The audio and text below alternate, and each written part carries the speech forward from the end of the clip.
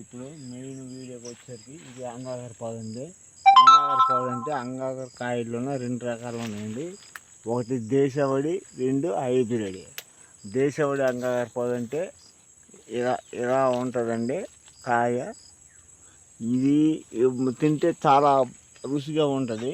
ఇప్పుడు హైబ్రిడ్ అంటే అందరూ తెలిసిందే, ఇంత కాయ ఉంటుంది, కానీ అది టేస్ట్ ఉండదు, రుచి ఉండదు.